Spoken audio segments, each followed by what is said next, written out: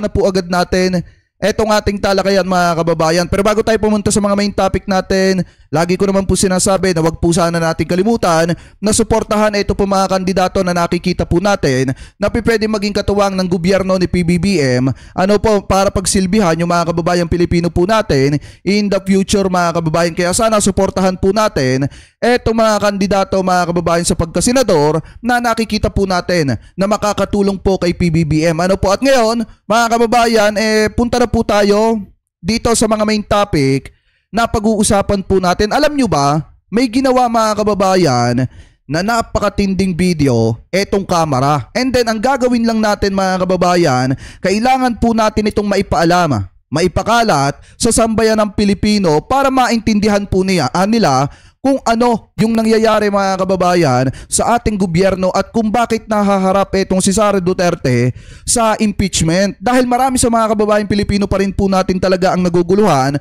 kung bakit nga ba etong si Sara Duterte mga kababayan nahaharap sa impeachment at kung bakit nga ba mga kababayan tinatawag siya na tambalustay at sinasabi ng mga kababayan Pilipino po natin na iba na dapat po siyang managot. Ano po, so ngayon sa mga kababayan Pilipino natin na mga hindi naman updated sa mga social media, malaking bagay po na makita po nila etong video mga kababayan na inilabas po ng House of Representatives mga kababayan patungkol po dito sa mga article of impeachment ni Sara Duterte. Kasi dito tayo maliliwanagang lahat mga kababayan na talagang mahirap ng takasan, especially sa kampo ni Sara Duterte, ito po mga article of impeachment na ito. Ano po, so ngayon kung titingnan ninyo, sabi po dito, the verified complaint for impeachment against Vice President Sara Duterte. Ito pong video ito mga kababayan, pakinggan po natin. I, Sara Zimmerman Duterte, pakinggan nyo ha. solemnly swear that I will faithfully and conscientiously fulfill my duties as Vice President of the Philippines. She may not like my answer. She may not like how I answer. But I am answering. Swear to tell the truth, the whole truth, and nothing but the truth in this inquiry, so help you God. Pag pinatay ako, patayin mo si BBM, si Risa Araneta, at si Martin Romualdez. No joke. Imagine myself cutting his head.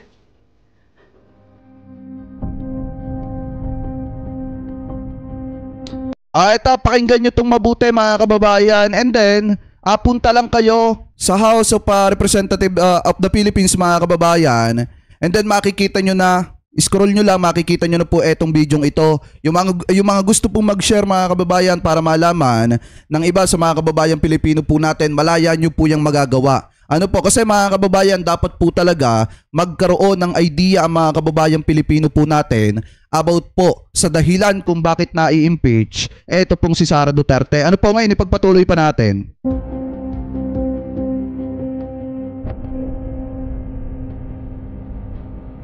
Mahingan nyo ha. Noong 5 ng Pebrero 2025 ay inimpeach ng House of Representatives si Vice President Sara Duterte matapos beripikahin at pirmahan ng 215 House members ang Articles of Impeachment laban sa kanya. Alinsunod sa Article 11 ng ating konstitusyon, hindi na kailangang magsagawa ng impeachment hearing ang House kung ang Articles of Impeachment ay pinirmahan na ng 1/3 ng lahat ng miyembro nito. Sa 306 na kasalukuyang miyembro ng House sa 19th Congress, 215 o higit pa sa kinakailangang 102 members ang lumagda sa Articles of Impeachment kung kaya't ito ay agarang na i-transmit sa Senado. Bukod sa naunang 215 House members, mayroon pang 25 mambabatas ang dumagdag sa pagberipika at pagpirma sa impeachment complaint. Dahil dito, halos 80% na ng buong House of Representatives ang sumusuporta sa impeachment ni VP Sara. Ngunit bakit nga ba na-impeach si VP Sara? Ano-ano nga ba ang grounds na nakalagay sa verified complaint for impeachment?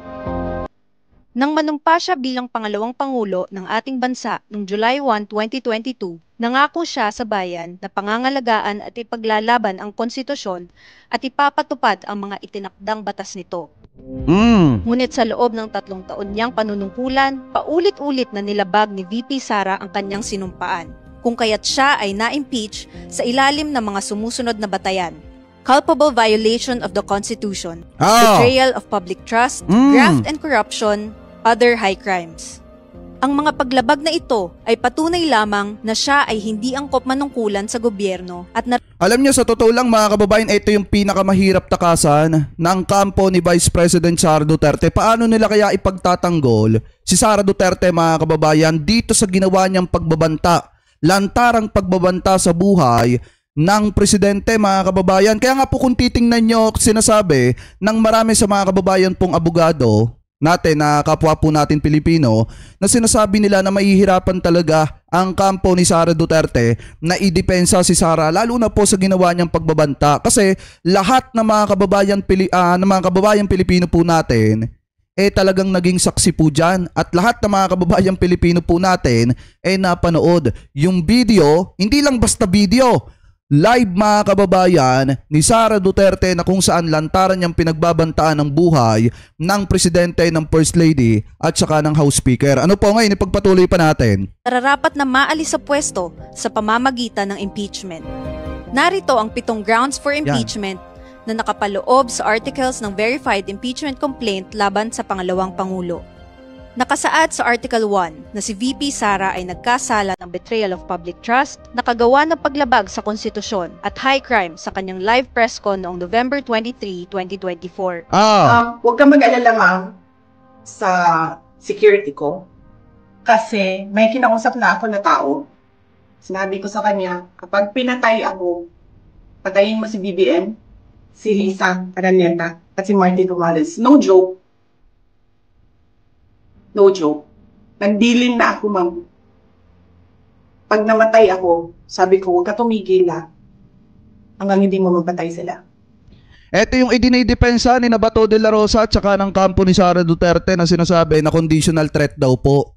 Kahit pa sabihin conditional threat yan mga kababayan, pagbabanta pa rin po yan.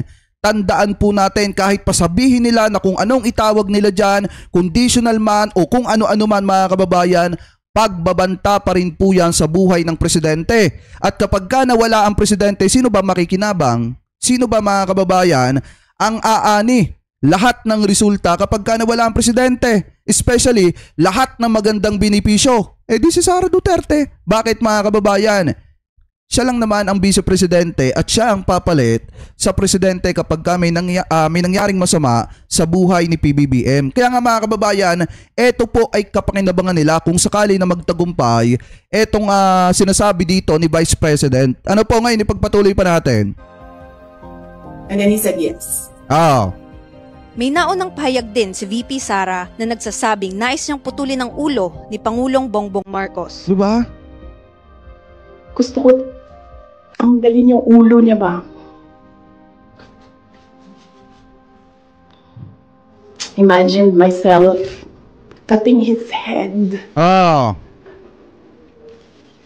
Nakapaloob naman sa Article 2 ng verified impeachment complaint na nagkasala ng betrayal of public trust si VP Sara dahil sa maling paggamit at paglustay ng public funds. Sa 2 taon ng kanyang panunungkulan bilang pangalawang Pangulo, nagkaroon siya ng direktang kontrol sa confidential funds na nagkakahalaga ng 612,500,000 pesos na ginastos sa hindi maipaliwanag na paraan. Yan yung 612.5 million na sinasabi ko sa inyo mga kababayan na kailangang habulin ng taong bayan sa ating Vice President. Kasi nga, eto pong 612.5 million pesos na yan po yung ginasto sa hindi malaman na paraan, hindi malaman na dahilan, at hindi po nila maipaliwanag yan. Kaya nga po sa mga kababayan Pilipino natin, lagi ko pong sinasabi sa inyo na karapatan ng taong bayan na makuha yung hustisya, kasi hindi lang naman po kasi basta-basta yung amount na naandi dito mga kababayan. Yan po ay pera lahat ng mga taxpayers na talagang nagbabayad ng buwis, especially na mga kababayan Pilipino po natin. Pera nyo po yan. Kaya may karapatan po kayo na magtanong kung saan po dinala yan. Mga kababayan, ano po, ipagpatuloy pa natin. Ayon naman sa liquidation report ng OVP, ang 2022 confidential fund sa halagang 125 million pesos ay na-liquidate at na-disburse mula December 21, 2022 hanggang December 31, 2022 o sa loob lamang ng 11 araw kung saan 4 pa rito ay non-working holiday. 16 million pesos mula rito ay ginamit para sa maintenance at rental ng safe houses na ang ilan ay nagkakahalaga pa ng 200,000 pesos kada araw. Grabe no? Lumalabas na 11,363,636 pesos and 36 centavos ang ginastos ng OVP kada araw mula December 21 hanggang December 31 mula sa confidential funds. Gumamit din ng gawa-gawang pangalan tulad ni na Mary Grace Piatos, Kokoy Villamin at iba pa ang OVP sa kanilang acknowledgement receipts ng confidential funds. Sa pagberipika ng Philippine Statistics Authority o PSA, sa 1,992 pangalang ginamit ng OVP bilang mga nakatanggap ng confidential funds, 1,322 dito ang walang birth records at imbentong pangalan lamang. Ibig sabihin, hindi po nag-e-exist mga kababayan. Sa madalit salita, yung mga pangalan na inilagay nila, wala talaga. Ano po ibig sabihin? Hindi buhay, hindi tao mga kababayan. Kung hindi, talagang nirambo lang nila. Sa madalit salita, para lang masabi na may mga tao na kumuha ng pera pero wala po talaga. Saan napunta yung pera?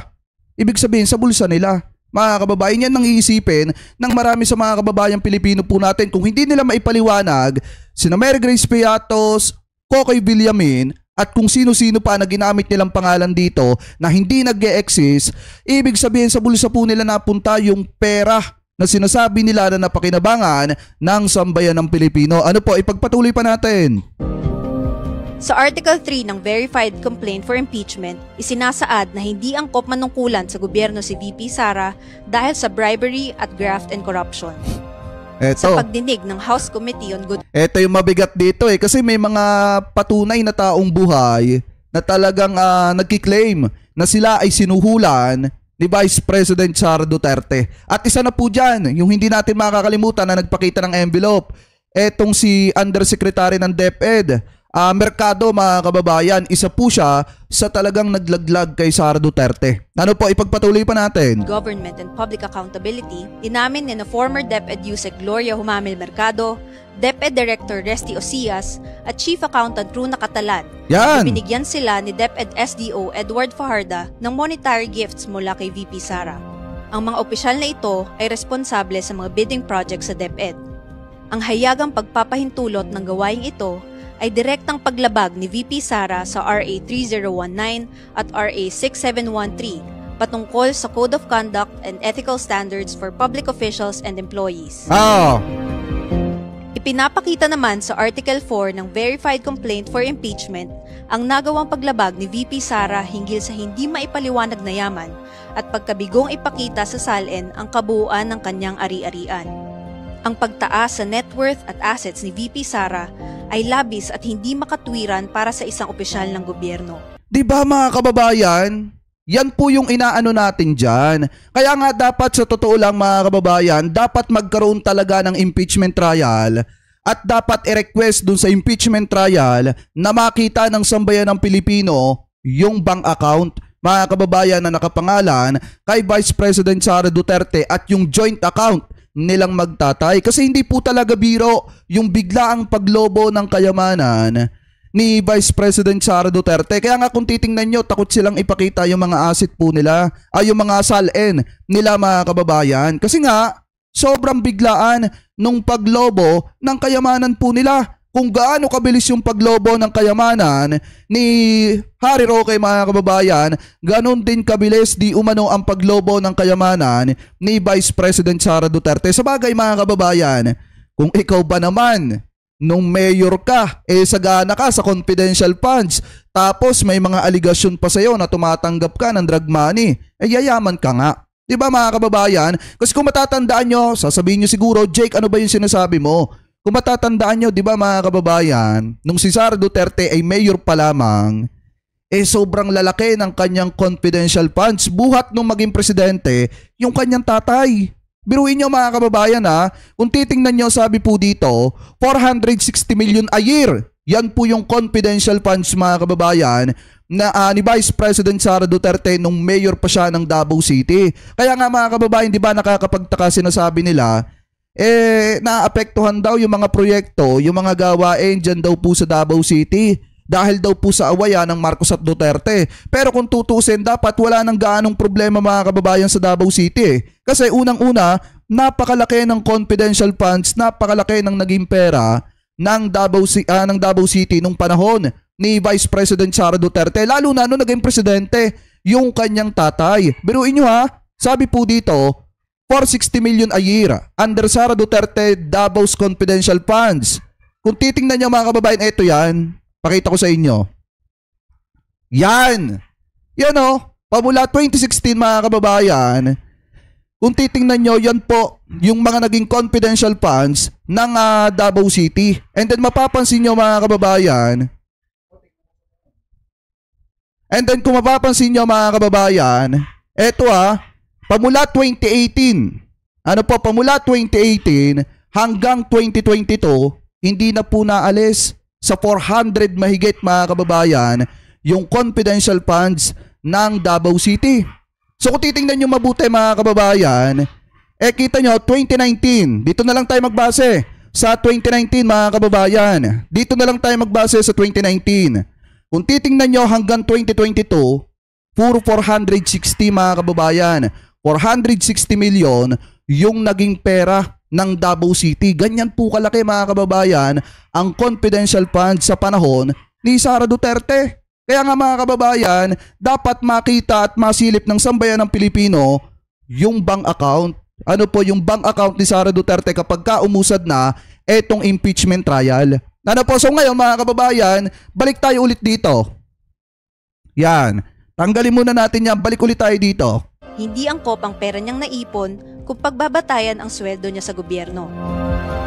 Di ba? Sa Article 5 ng Verified Complaint for Impeachment, bukod sa pagbigay ng death threats kay Pangulong Bongbong Marcos, First Lady Liza Araneta Marcos at Speaker Ferdinand Martin Romualdez, nakagawa ng high crime si VP Sara dahil sa kanyang pag-utos na ipagpatuloy ang extrajudicial killings sa ilalim ng Oplan Tokhang sa Davao City nung panahong siya ang mayor nito. Ay oo mga kababayan, ito yung yung revelasyon ni Las Cañas. At siguro pagka naman umusad na itong impeachment trial, baka isa itong si Las Cañas sa maging testigo mga kababayan. Kasi nga, inaamin itong si Las Cañas mga kababayan na may partisipasyon etong si Sara Duterte sa AJK dyan po sa Davao City nung panahon na presidente, eto pong si Digong. Ibig sabihin, kasama po siya, dapat nga kasama siya sa ICC mga kababayan. Kasi unang-una, may taong buhay na nagsasalita at sinasabi na etong si Sara Duterte ay kabahagi ng AJK nung panahon na presidente yung kanyang tatay at siya ay mayor ng Davao City. Ano po, ipagpatuloy pa natin.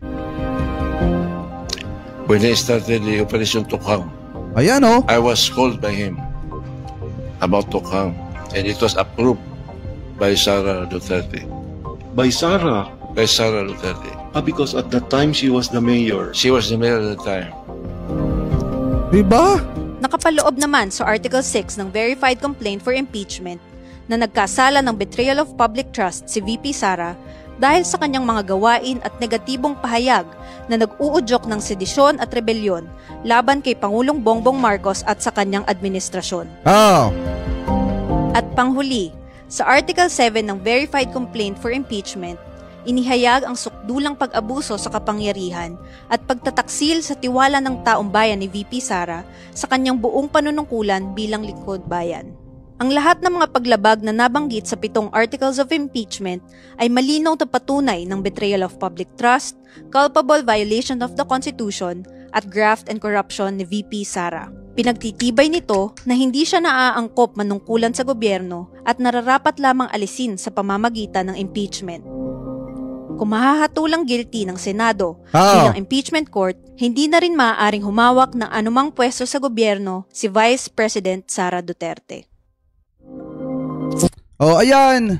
Yan ang dahilan mga kababayan. Kita nyo naman, sa 7 article of impeachment, talagang nakasaad doon lahat ng mga dahilan kaya po ipinai-impeach or kaya na-impeach sa Kamara etong si Sara Duterte. Kaya nga mga kababayan, kung pro-Pilipino yung maiiluklok natin ng mga senador or mga bagong senador na uupo po dito, talagang napakalakas ng ebidensya laban po kay Sara Duterte at malaki ang posibilidad na ma-impeach po siya. Lalo na mga kababayan, dun sa Article 1, Article 2, Article 3 mga kababayan, hanggang Article 5, ewan ko na lang kung malalampasan nila yon mga kababayan. Kasi kung titingnan nyo, sa Article 1 pa lang, talagang kahit itanggi nila ng paulit-ulit yan, sabihin nila na hindi nagbanta itong si Sara Duterte, threat pa din yung ginawa ni Vice President Sara Duterte. At especially mga kababayan, dapat ding makita ng sambayan ng Pilipino yung bank account ng mga Duterte mga kababayan. Especially ni Vice President Sara Duterte at ng tatay niya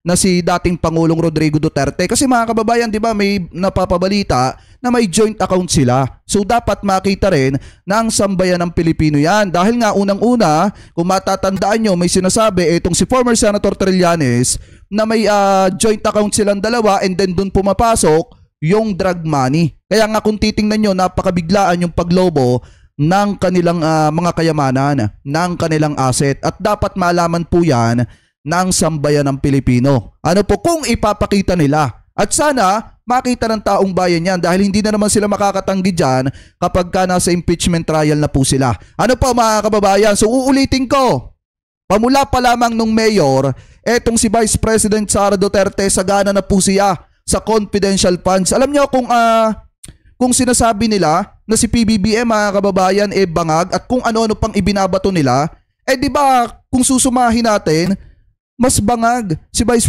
Vice President Sara Duterte. Bangag saan mga kababayan? Sa sobrang pagkahumaling dito po sa mga confidential funds. Ayan nung mayor pa lamang siya mga kababayan, sobrang lalaki ng kanya mga confidential funds. And then inugali niya siguro mga kababayan, di umano, nung siya ay naging vice presidente. Kasi biruin nyo dito, pamula 2019 hanggang 2022, 460 million yung naging confidential funds ng Davao City kada taon. Kaya nga nakakapagtaka at dumadaing pa sila na may problema ang Davao City. Ganong kalalaki naman kada taon ng kanilang confidential funds.